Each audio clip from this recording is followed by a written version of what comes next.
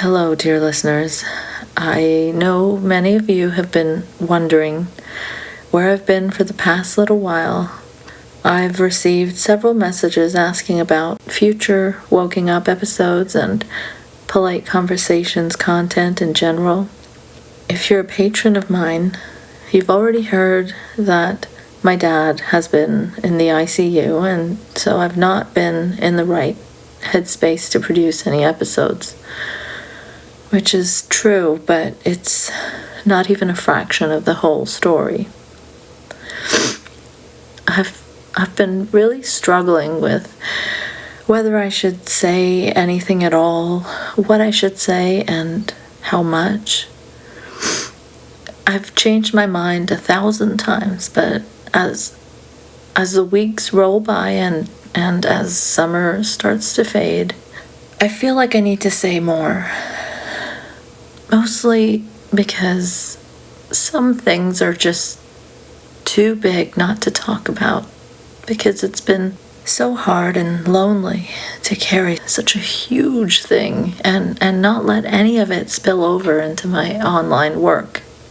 I feel like I couldn't ever continue creating content for public consumption if I had to hide such a major part of my life.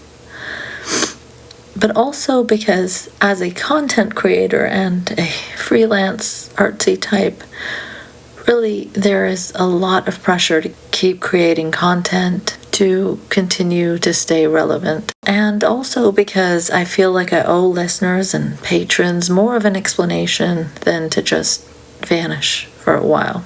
And so the magnitude of what myself and my family are going through at the moment, I feel needs to be shared for these few reasons, I guess. It's not something most people experience in their lifetimes, thankfully. I wouldn't wish it upon my worst enemy. Anyway, being a freelancer, self-employed, I don't have the luxury of talking to HR or of applying for various types of leaves and being compensated in the meantime. If I don't hustle, I don't even make the meager income that I usually do. So I guess talking to you, my listeners and patrons, is partly like my applying for a quote-unquote leave in the hopes that I won't lose all Patreon support while I'm not regularly pushing out content. And I apologize, this is not going to be a well-produced, well-edited episode with fades and music and things, so bear with me. I just need to get this out. I will keep the details vague on purpose, since I am anonymous or pseudonymous online for my own and my family's safety. On the Patreon update about my dad being in the ICU, I just said that he had fallen and had some serious injuries because I truly wasn't ready to talk about it yet. I was still processing what had happened and still am to a great extent. Gosh, this is super hard to record. I'm sorry. Just speaking about it in this format, verbalizing it, recording it, makes it so real. And me being such a private person, you have to understand the level of torment it was to even keep it in, that I'm now talking about it publicly. As many of you probably know if you follow me or my work, I have quite a few obsessive haters and persistent trolls. You simply can't be a woman online, a person of color and of Muslim background, making content that pisses off right-wing and IDW types without acquiring quite a few of those, unfortunately. And really, I don't know what they'll do with this information, but yeah, I am well aware that they can make things much harder for me during what I'd say is the most difficult time of my life. I've considered all that, and really I just can't not talk about it anymore. That has weighed on me heavily, as painful as it is to talk about it right now. The thought of podcasting in particular is hard right now, but I know it will help me work through my feelings too. If you're a regular listener of my podcast, Polite Conversations, you will likely have heard the intro with my dad.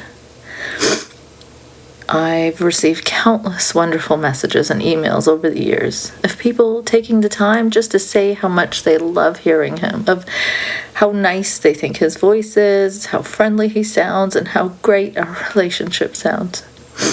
And truly, he is as adorable and wonderful as he sounds on that intro. He's the kind of guy that would give you the shirt off his back.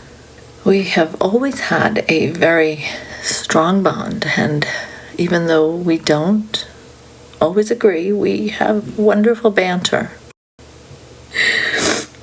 Several weeks ago, my parents, who are seniors, my dad being in his 80s, were attacked in their home. It was my dad's bravery and quick thinking that saved my mom. She was able to get away and get help, but in that time, my dad was stabbed multiple times. I can't ever speak about that without crying. Even weeks later. I'm sorry. At least it's been enough time now that I can get words out, because earlier on I couldn't speak about it at all. These past few weeks have been an absolute nightmare for my entire family. Something so shocking and horrifying. Like, you only hear about that kind of stuff in movies or TV shows, you know? You just don't expect it to happen in real life. And the pain has been so intense. It's felt like I haven't been able to breathe, sleep, eat. This is not like losing a parent to an illness or old age. This is a brutal, violent attack on someone you love so much. Someone who is already old and vulnerable and weak. Thinking about it hurts a lot. I can't even begin to describe it. My mom, thankfully, was not hurt physically, but she easily could have been. And that thought is so terrifying. The psychological damage and trauma she's had from just experiencing and witnessing this is indescribable. All our lives have changed forever. We will never be the people we once were before this.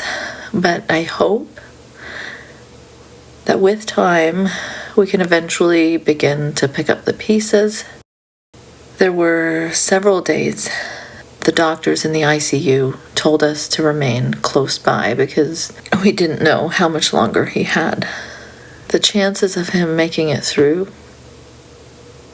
multiple stab wounds in his 80s, we were told was very, very slim. I didn't know how to move on from this. I will never, ever forget the many dreadful walks through the cold and sterile ICU corridors.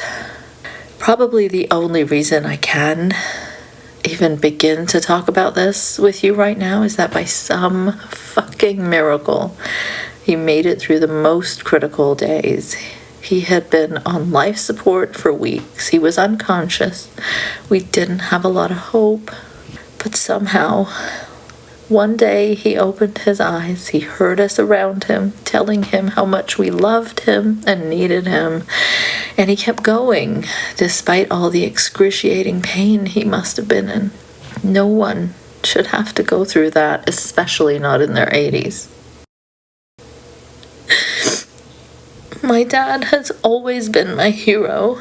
He has raised me to be an open-minded and, as I'm sure you've noticed, a opinionated person.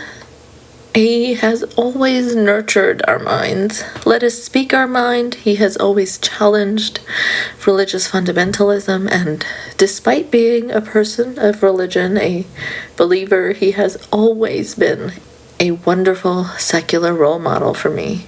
Even though we occasionally butted heads sometimes on the religion thing, he always accepted me for who I am, for my non-belief, in a community and culture that doesn't often accept deviation from the expected levels of religious orthodoxy.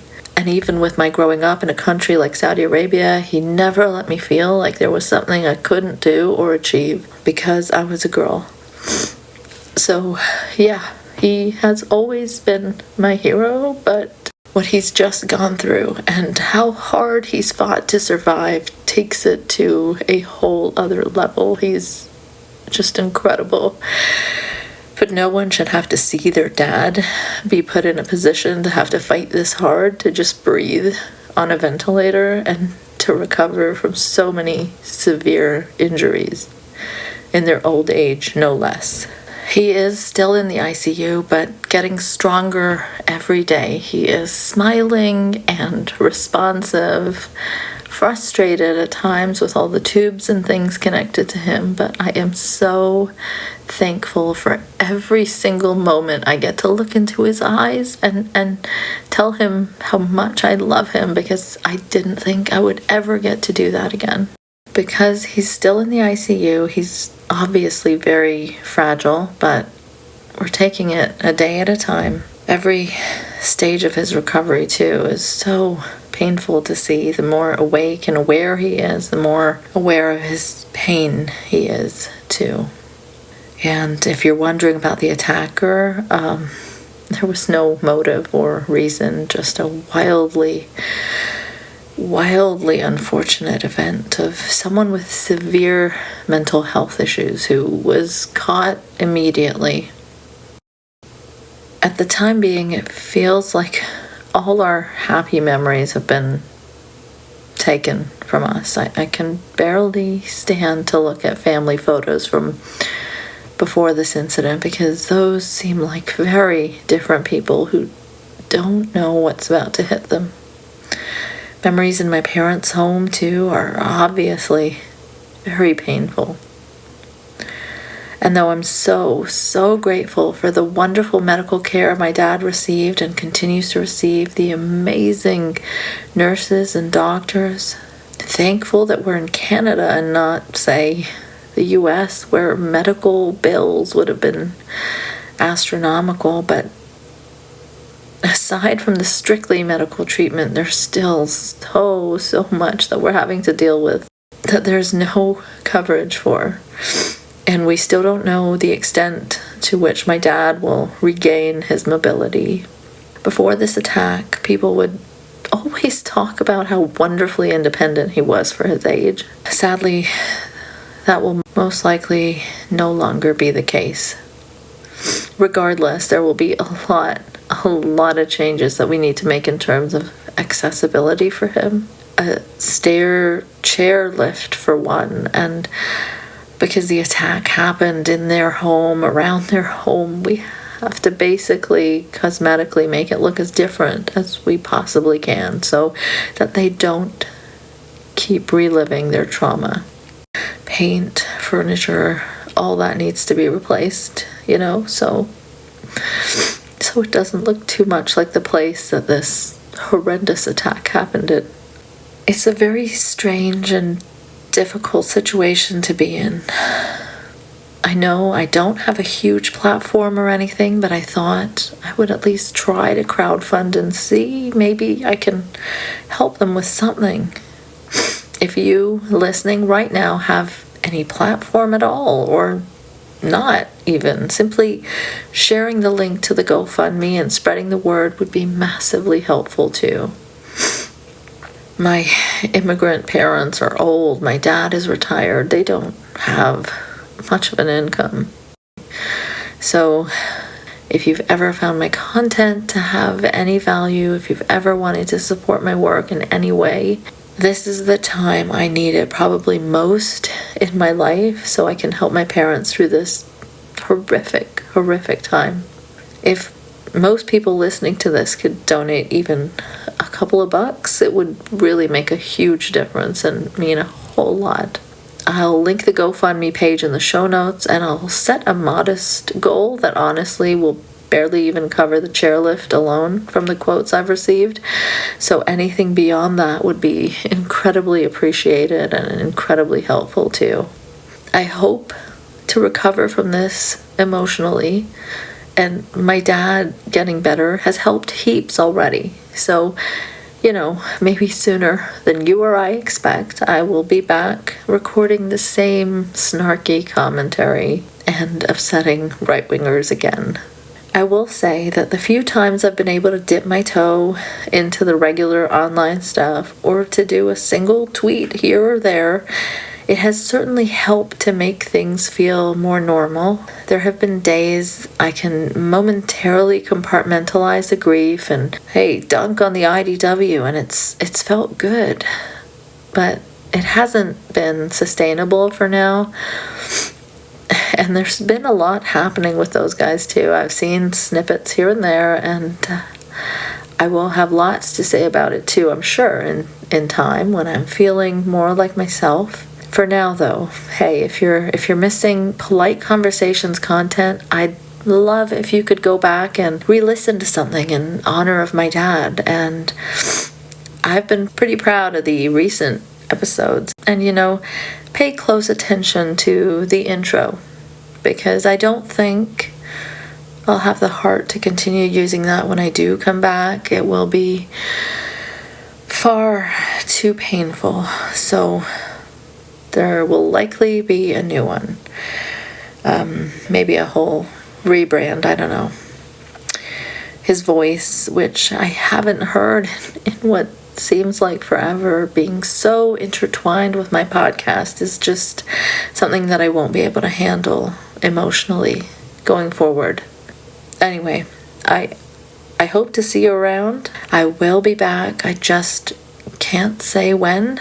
I hope you'll consider donating to the GoFundMe or supporting via Patreon. The links to both will be in the show notes. And I hope this update, which has gone on for much longer than I anticipated, will sufficiently explain my absence and lack of content recently. That's it from me for now. Take care, everyone, and hold your loved ones close.